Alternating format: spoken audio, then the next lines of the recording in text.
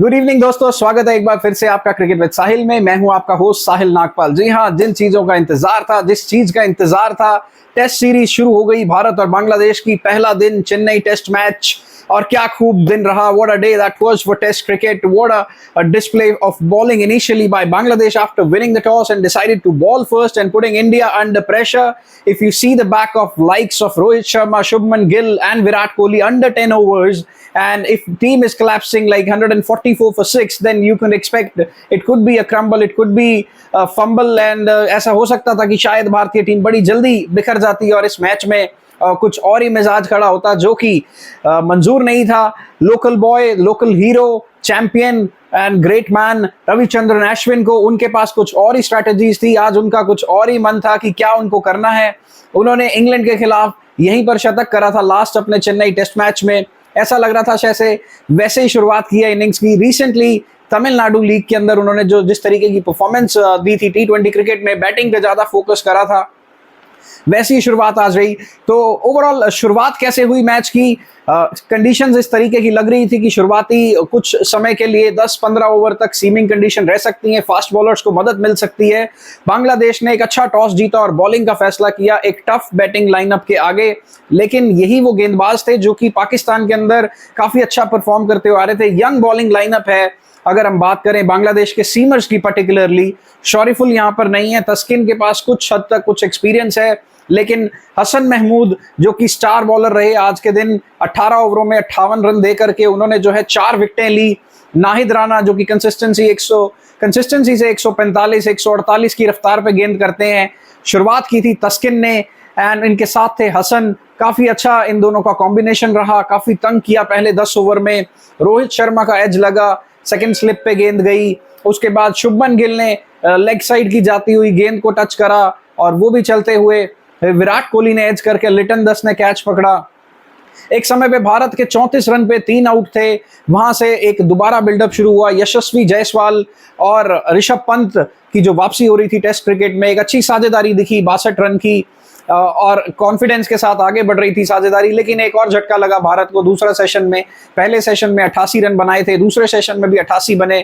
लेकिन गेम का ट्विस्ट आया जिस समय यशस्वी जायसवाल एक वेल फॉट 50, एक डिजर्विंग 50 के बाद, जो कि ऐसा लग रहा था कि बहुत मेहनत की, बहुत कश्मकश लगी इस 50 के अंदर, क्योंकि गेंद हरकत कर रही थी, गेंदबाजों ने मोमेंटम ले रखा था। जैसे जैसे गेंद पुरानी होती जा रही थी, ऐसा लग रहा था कि बैटिंग करनी शायद थोड़ी आसान हो जाएगी दोपहर के समय चेन्नई में। और उस समय नाहिद राना की एक ब्यूटीफुल गेंद आई जो बहुत ही प्यारी गेंद थी, पड़ के बाहर निकलती हुई उनका बाहरी किनारा लगा बल्ले का और उनको भी चलता किया। और उसके बाद तुरंत बाद मेहदी हसन मिराज ने राहुल को चलता किया 144 पे 6 रन के बाद। ऐसा लग रहा था शायद अगर भारत यहां पर एक विकेट और गंवा दे तो ये मैच जो है बिल्कुल ओपन हो जाएगा। भारत किसी भी तरीके से 200, 250, 250 से नीचे भी सिमट सकता था इस मैच में।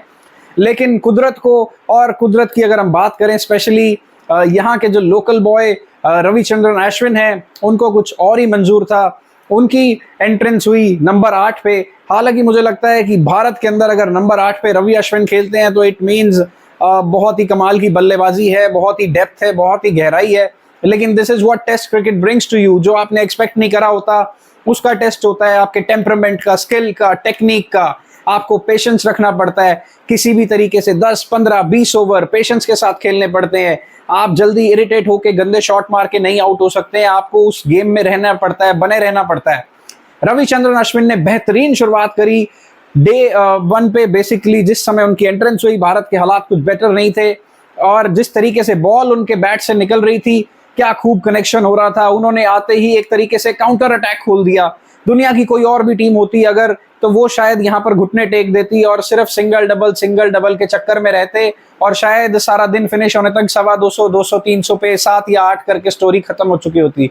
लेकिन रविचंद्रन अश्विन ने वहां से अटैक खोला, ना सिर्फ सीमर्स पे बहुत ही क्रैकिंग शॉट्स खेले और मजबूर किया बांग्लादेश को फील्ड खोलने के लिए भी। लेकिन उन्होंने स्ट्रोक्स प्ले बंद नहीं किया और साथ निभाया बखूबी उनका रविचंद्रन अश्विन के साथ रविंद्र जडेजा ने, और उन्होंने भी बेहतरीन पारी खेली। 2 छक्के भी दोनों ने लगाए।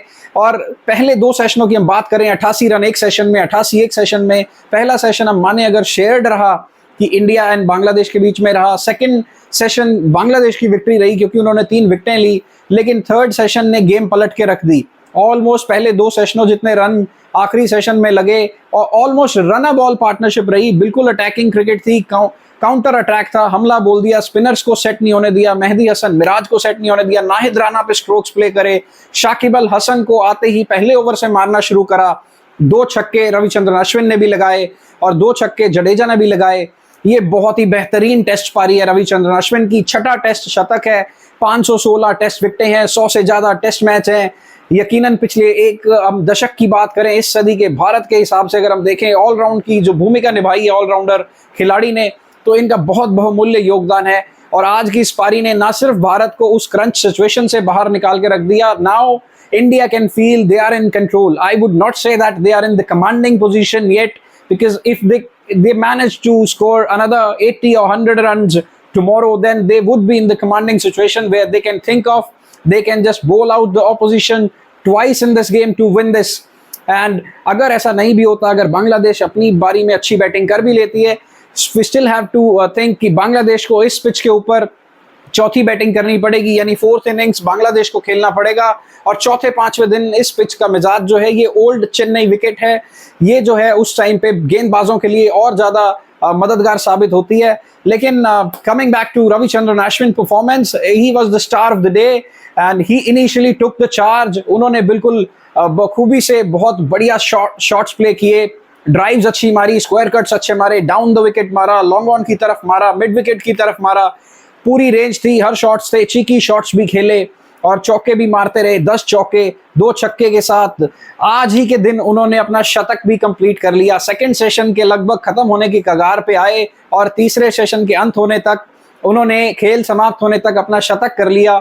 बहुत बढ़िया शतक आज रविचंद्रन अश्विन का रहा। इससे ना सिर्फ भारत इस मैच में वापसी कर रहा है, इस मैच में कमांडिंग पोजीशन की तरफ बढ़ रहा है, इस सीरीज की ओर भी बढ़ रहा है, क्योंकि याद रहे सिर्फ ये 2 मैचों की सीरीज है और हर मैच, आगे आने वाले 10 टेस्ट मैचेस जो हैं, हर मैच बहुत इंपॉर्टेंट है, क्योंकि हमें आगे बढ़ना है, आईसीसी टेस्ट चैंपियनशिप को लिहाज में रखना है।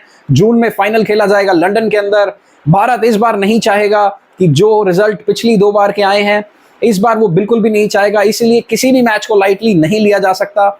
एंड टेस्ट क्रिकेट की खास बात यह है कि आप एक सेशन, एक इनिंग्स कभी भी मैच को पलट के रख देती हैं। पहले 2 सेशन में ऐसे लग रहा था कि आज बांग्लादेश ने जो है भारत को इतनी नपीतुली और कसी गेंदबाजी से एक तरीके से फंसा लिया है, भारत एक मझधार में फंस गया है। क्या एक सही टोटल रहेगा, क्या ये पिच अच्छा बिहेव नहीं कर रही है, क्या भारत 250-250 पे तो नहीं निपट जाएगा, टेल एंडर्स पे जिम्मेवारी आ जाती अगर 1 विकेट और आ जाती तो। लेकिन वो turn around it was again.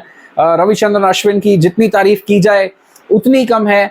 बहुत ही बढ़िया शतक, उनकी फैमिली वहां मौजूद थी, उनकी मदर थी, उनके फादर थे। उनके फादर के बारे में कहा जाता है वो लोकल जो क्लब क्रिकेट भी होती है, डोमेस्टिक क्रिकेट भी होती है, जिसमें रविचंद्रन अश्विन कभी नहीं भी खेल रहे होते हैं, वो तब भी वहां जा करके मैचेस को देखते हैं। This kind of love he has for the game. And similarly अगर हम बात करें, उनके जो आज पुत्र ने, उनके बेटे ने करके दिखाया भारत के लिए, वो बिल्कुल काबिल तारीफ है। आज भारत को कमांडिंग पोजीशन में ले जाने वाला कोई खिलाड़ी है तो रविचंद्रन अश्विन। लेकिन we can't take credit away from Ravindra Jadeja, sir Jadeja. We could say he is also the son of the soil. Chennai Super Kings से खेलते रहे, काफी समय से इस पिच पे, जानते हैं कि क्या रहेगा। काफी टेस्ट मैचेस में इनका बेहतरीन योगदान रहा है भारत के लिए, चाहे वो गेंदबाजी से बात करें, फील्डिंग का तो उनका एफर्ट रहता ही रहता है। लेकिन ऑफ लेट अगर हम पिछले 18 से 24 महीने की जर्नी देखते हैं भारतीय टेस्ट क्रिकेट की, ये टेस्ट चैंपियनशिप भी अगर हम पिछली 2 भी उठा के देख लें, रविचंद्रन अश्विन तो एक इंपॉर्टेंट किरदार हैं ही। रविंद्र जडेजा का जो योगदान रहा है वो भी बहुत बहुमूल्य रहा है पिछले 24 महीने के अंदर बैटिंग से, जो कि इनिशियली पहले जडेजा अपना सारा एफर्ट जो है बॉलिंग के थ्रू ज्यादा देते थे, फील्डिंग के थ्रू देते थे, लेकिन ऑफ लेट हमने जडेजा के बल्ले से लंबे स्कोर भी देखे हैं और अग्रसर हैं वो इस मैच में भी शतक की ओर बढ़ेंगे। 14 रन दूर हैं।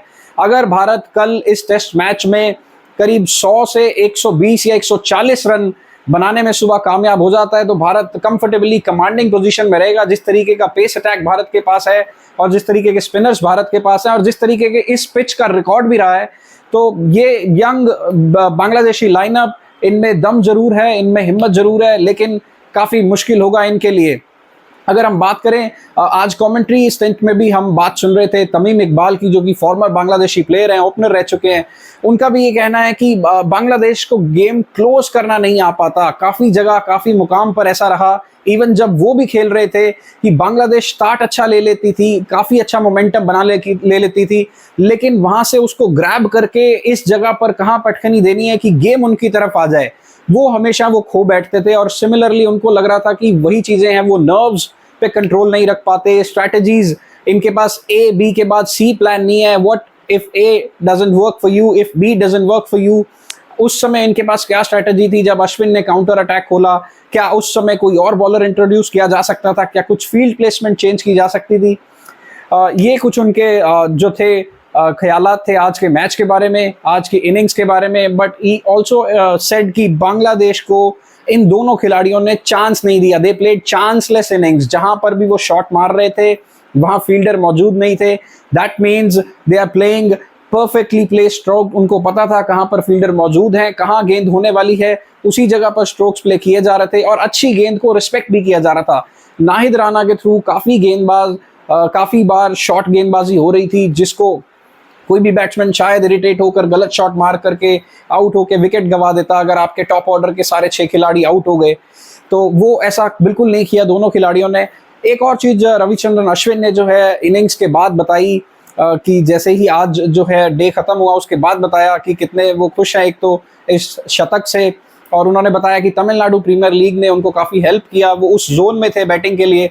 उन्होंने बताया एक समय पे मैं आज काफ़ी टायर्ड था तो मुझे जडेजा ने काफ़ी हेल्प करी, ही हेल्प्स मी अलॉट, क्योंकि उन्होंने देखा ये अब थक रहे हैं। उन्होंने उनको बताया we don't have to convert 2s into 3s, हमें इतना ज़्यादा भागने की ज़रूरत नहीं है, हमें 2 को 3 में तब्दील करने की ज़रूरत नहीं है, हम बहुत अच्छा खेल रहे हैं, अगर हम कुछ देर और अच्छा खेलेंगे तो हम यकीनन सामने वाली टीम को बैट आउट कर सकते हैं।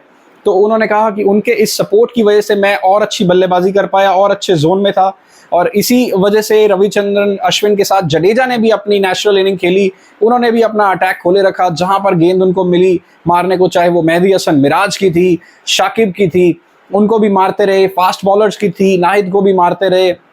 नाहिद भी काफ़ी रन उन्होंने लुटाए बेसिकली, लेकिन अब क्योंकि अभी वो काफ़ी यंग हैं उनको ये चीज़ें सीखनी पड़ेंगी।